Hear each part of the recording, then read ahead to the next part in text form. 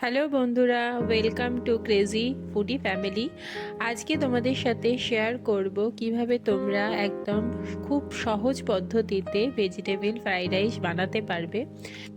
এখানে আমি ভাতটা করে রেখেছি বাসমতি রাইসের। প্রথমে জলের মধ্যে একটু নুন একটু তেল দিয়ে আমি রাইসটা করে রেখেছি। তো এবার আমি রাইসটাকে একটু ঠান্ডা করতে দেব। এবার আমি কড়ার মধ্যে ঘি গরম করে তার মধ্যে দিয়ে দেব একটু তেজপাতা আর গরম মশলা। এরপরে যা যা সবজি আছে সেগুলো আমি ভেজে নেব। এখানে দিয়েছি আমি ক্যাপসিকাম, গাজর আর বিনস।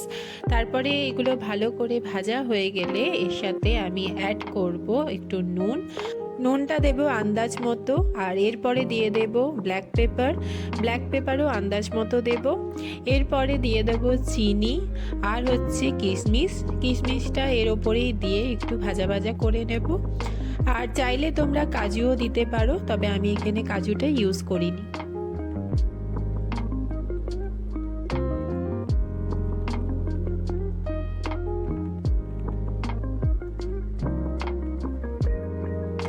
এরপর আমার সবজিগুলো ভালো করে ভাজা হয়ে গেছে। এবার আমি এর মধ্যে ভাত যেটা আগের থেকে করা ছিল অ্যাড করে দেব। তারপরে খুব ভালো করে মিশিয়ে নেব।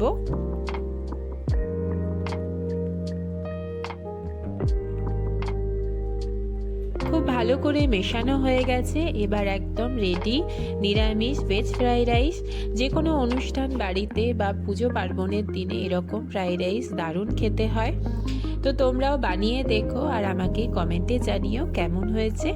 তো পরের দিন আবার দেখা হবে নতুন একটা রেসিপি নিয়ে। তোমরা ভালো থেকো আর চ্যানেলটা সাবস্ক্রাইব করতে ভুলো না। আর লাইক করো, শেয়ার করো। Tata, bye bye.